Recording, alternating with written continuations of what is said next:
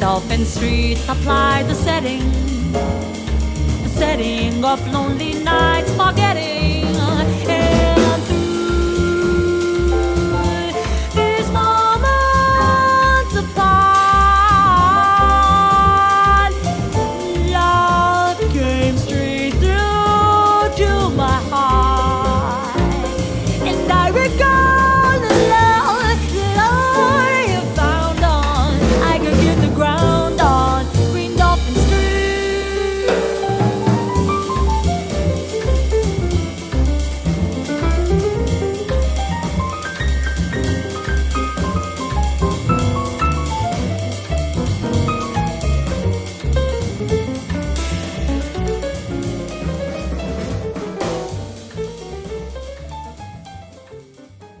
Nice to speak to you, Sarah.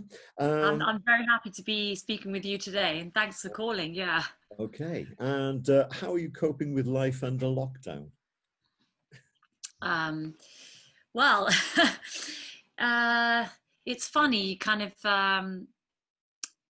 for such a long period of not working, you go through phases of realizing that you're struggling, and that, you know, seeing other people and the social aspect of our job is such an important part of our lives. And as I say, because it's for a prolonged period, sometimes you don't, it's in the background. You don't realize that you're struggling, and you're just getting on with kind of your day-to-day routine. And for me, I've just been kind of getting into doing some gardening and growing vegetables and things that I've always wanted to do, which is the wonderful thing about this quarantine. But now it seems to be dragging on a little, and I know, speaking to other musicians, it's the emotional aspect of not working is really starting to take its toll, I think. So I think we're all just praying that it's not going to be for much longer. What about your earliest musical experiences then? I mean, when did you first become aware of music? Actually, I first became aware of music when I was about 9 years old, 8 or 9, and my father loves music, and he has music in his family from his parents. My grandfather played the violin, my grandmother was an opera singer, even though I never knew them. So he kind of bought a little upright piano for four of us. I have 4 siblings, for all of us, hoping that one of us would take to music. And I really enjoyed learning the piano at the start. And then I was at a little Roman Catholic school in Penzance in Land's End, Cornwall, where I used to live, and the nuns there in the school gave me a little cello, and that's how it all started. For me, it was the cello. Oh. That's what really got me crazy about music. Cello. So, did you study that for a long time? Yes, I did. So for me, my exposure to music has mostly been classical. Actually, I left home when I was 12 to go to a music school up in Manchester called Cheetham School of Music, and I went there from the age of 12 to 18 years old. And cello was my first study instrument. Definitely not singing. I never did any singing then. So it was just cello. Okay, and all classical and all orchestral and chamber music and all that stuff. So yeah. Okay, right. So if cello was your main thing from up to the age of 18, how did you get into jazz, and how did you get into jazz singing? Well, my father, as I said, was a music lover, so he would listen to a lot of classical, but he was also an absolute jazz nut, and he kind of adored more of the old school end of the jazz era, and enjoyed obviously Fats Waller and everything like that. But he loved Ben Webster and Lester Young and Errol Garner and jazz musicians like that. So I Coleman Hawkins as well. So I was exposed a lot to those musicians at a young age, but I never thought about wanting to be a jazz musician, you know, that. And then it was after my whole experience of being a classical musician, which went on until the end of music college, because after I finished my studies at Chetham's, I went to the Royal Northern College of Music, where I continued my 4-year undergrad as a cellist. And in all honesty, perhaps starting at 12, it took its toll, and I felt a little burnt out and disenchanted with being an orchestral player. I don't think it really suited my personality. So I stepped back from music for a long while, for a good 5 years, perhaps. Okay. And it was then that I got back into music, but through jazz. And I can't explain. I mean, I've always listened to a lot of jazz, but never done it seriously, you know. So I got up one day at Matt and Fred's in Manchester. Yeah, a famous jazz club in Manchester. Yeah. And there was a really nice evening run by a lovely saxophonist called Ed Kenyuk. He really helped a lot of people on the jazz scene in Manchester, and he was so kind. He used to let me get up and sing a few every time I came down to those jam sessions, and he would really help me and steer me in the right direction as to how to go about learning jazz standards, and he was a wonderful help. So that's how it all started, really. Okay, so you had the background from listening to your father's music, and then you had the experience of going along to jam sessions. And who were the singers who inspired you? Well, as I say, my early exposure to jazz was not really from any vocalists, because my dad didn't really listen to many vocalists. He always listened to horn players or piano trio stuff, you know. But then when I started getting into it myself, my starting point was Sarah Vaughan and Betty Carter. And the funny thing is that I know everyone would say Ella.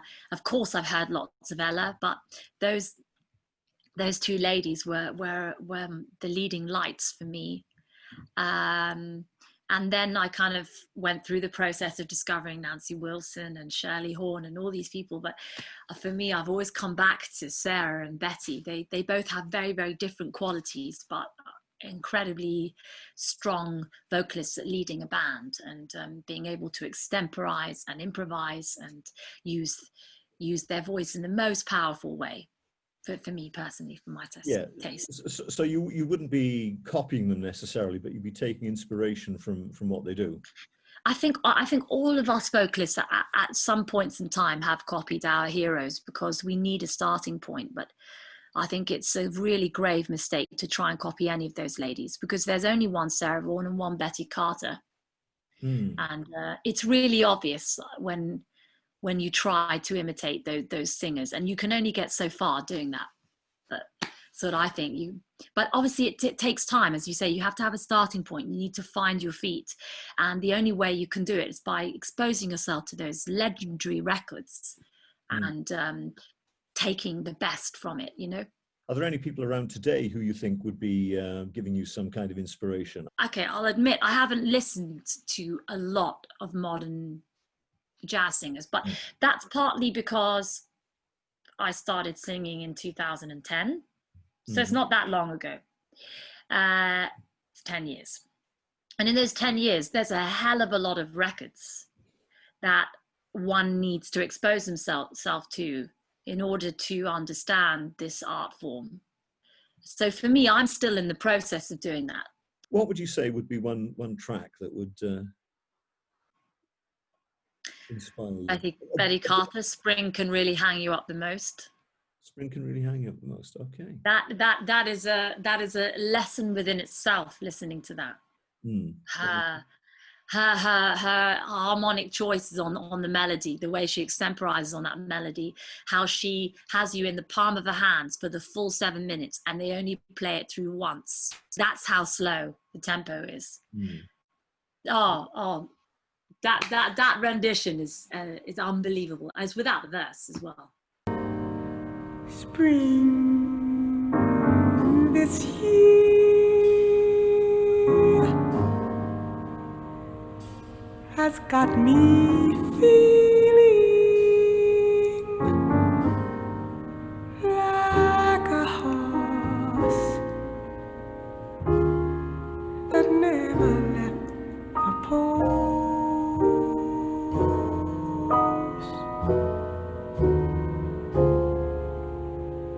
I lie in my room, staring up at the ceiling. Spring can really hang you up the most.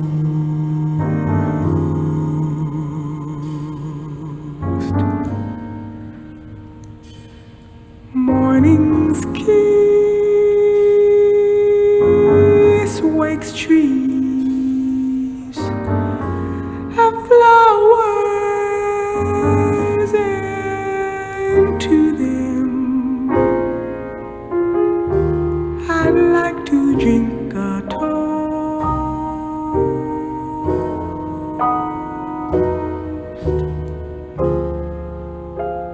I walk in the park.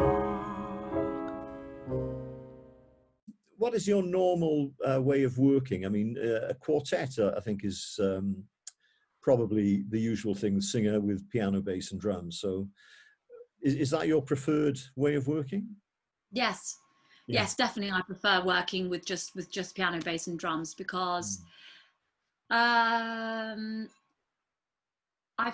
sometimes I find when there's another person up front with me, I I feel more responsibility and I feel less space to experiment. Maybe it's just the stage that I'm at the moment, and when I just have a rhythm section that I can get to the heart of the song with, I feel there's more space for me to do that. I think it's a phase at the moment where I'm at, you know. Yeah. I don't. It's hard to put it into words because, of course, I love singing with horn players, but I feel like I'm getting more experimental in my approach. So maybe I just need that space at the moment. In terms of gigs, when you have gigs, what's the sort of usual thing for you? Is it a club or is it a concert or a pub or what? What's the usual thing? I would say it's a mixture of clubs and concerts. Right. I'm just thinking of my month in May. It was by far the busiest month I'd had since I started singing, which of course it all disappeared, but I was looking forward to doing a lot of concerts and most of them were concerts in that month, with a kind of stable trio with the same three guys that I was going to be doing it with. It was mostly concerts that month, so it was kind of getting towards that way, and a few festivals abroad which were happening now during July. Well, you know, hopefully when we can get the library gigs back up. I was so looking forward to that in October. I have so many musicians spoke so highly of that gig, and I was really looking forward to coming up and meeting an entirely new audience, and so hopefully it'll happen.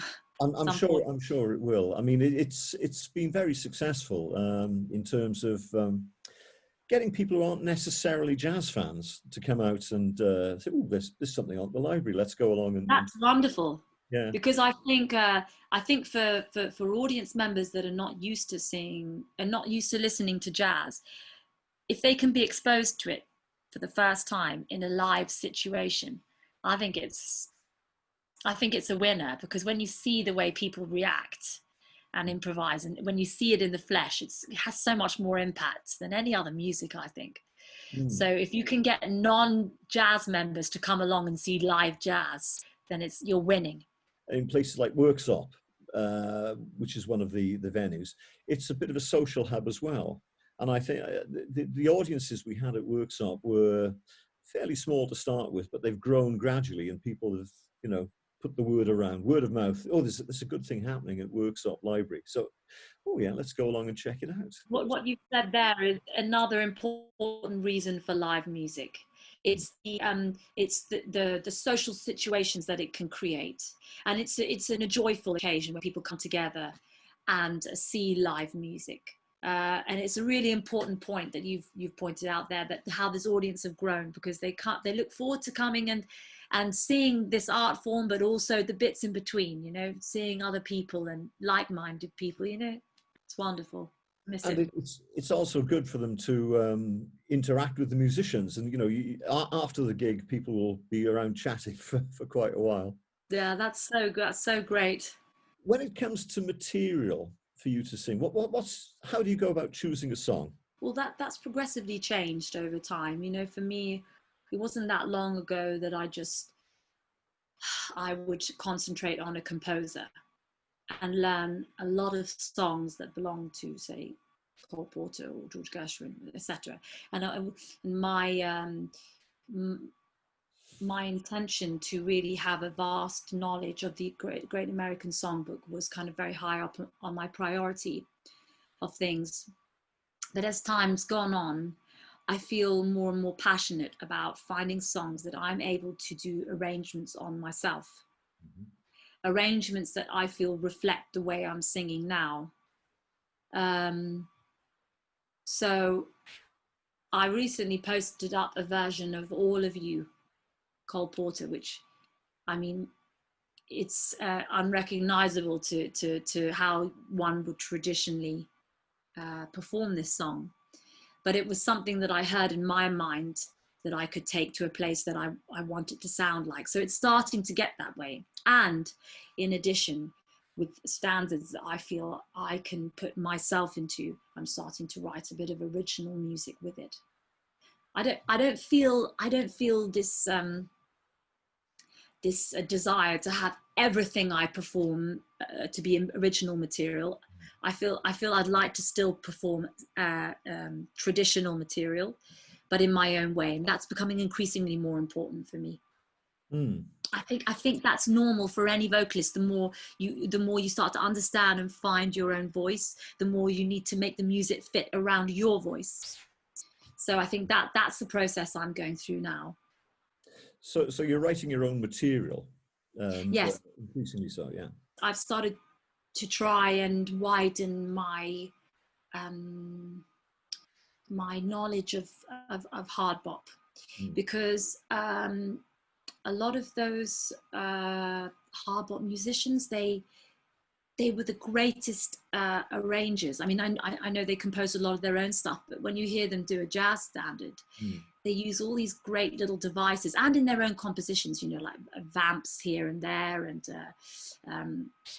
pedal here, or I don't know, an introduction or an outro. You know, I think you can learn a lot from those guys, you know, especially like Wayne Shorter, Benny Golson, people like that, really great songwriters, Horace Silver, great songwriters, and the way they had their own arrangements in their own songs. So I feel like that has been, I'm not necessarily writing like them, but it's been my tuition recently, listening to that kind of music. I hope that made sense. Have you ever thought of doing the vocalese thing? Again, this is something that Kurt Elling has done quite a lot of. Never. You will never, ever, ever catch me doing a vocalese. I have to be honest with you. I'm not a fan of it. No. I'm not a fan of vocalese at all. I don't know. Maybe it's because it doesn't suit my voice one bit. I feel lyrics, they're such an important part of the music, and in vocalese, they get lost. Unless you buy the album and you listen to it 25, 30 times. The lyrics have to have an immediate impact when you're writing a song. It has to hit the audience straight away, as much as the music. And in vocaleses, for me, they get lost. Right, yeah. If people are honest with themselves, how much of the lyrics do you actually catch on the first time you listen to a vocalese? Even the greatest vocalese sings. For me, the only person that could do vocaleses was King Pleasure. The other thing I was thinking of, again, one of my favorites is Joni Mitchell and her collaboration with Charles Mingus. See, again, she's another artist that you just can't copy, because what she does is so powerful. She found her voice, and it's so, I was just playing Dario the other day, some live stuff She's mesmerizing to watch. Yeah. Was that the Shadows and Light album? The live thing she did with Jacko and Michael Brecker and Pat Metheny? Oh, she's a great musician. There's a reason why those guys wanted to work with her. I think she had a really, really natural flair. Yeah. Have you listened to Travelogue, the album she did, I think in 2002, with an orchestra with Vince Mendoza doing the arrangements, and you know, Wayne Shorter and Wayne Shorter picks the notes that are perfection to me. And it comes soaring over the orchestra, and he seems to just pick the right note. Do you not think?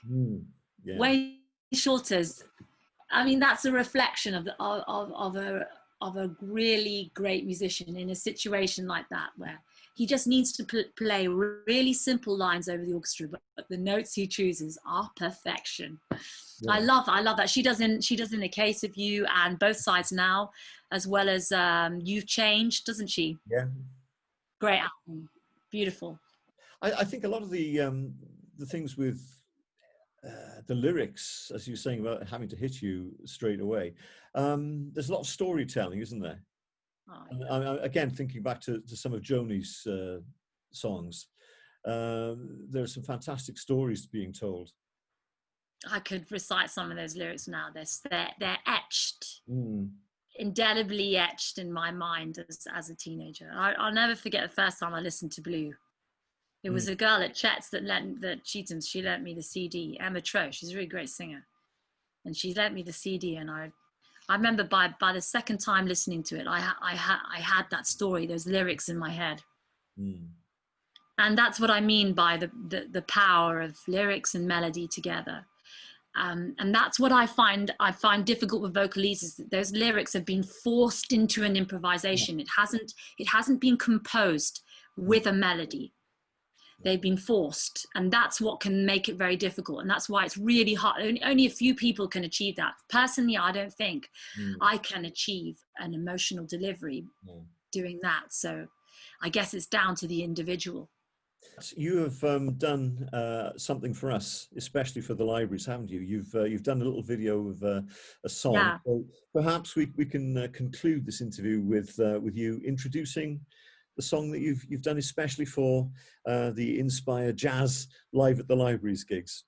Sure. This song is I Didn't Know About You by Duke Ellington, and the lyricist is Bob Russell. And when the lockdown started, I just decided to go back and spend this time wisely, like, just learning a few jazz standards and getting back into doing some of that. So this was one that I learnt, and I think it's a beautiful song. I Didn't Know About You.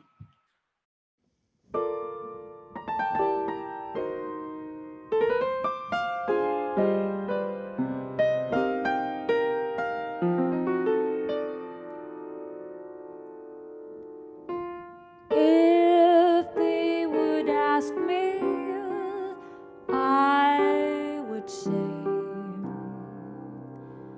I have had a thrill or so, but that goes back to yesterday, a long time ago.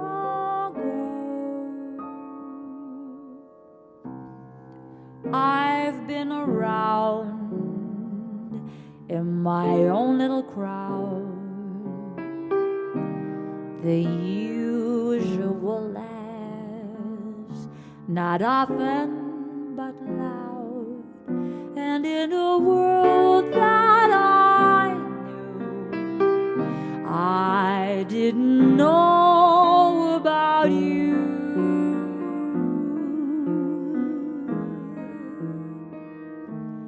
Chasing after the ring on that merry-go-round, just taking my fun where it could be found. How could I know about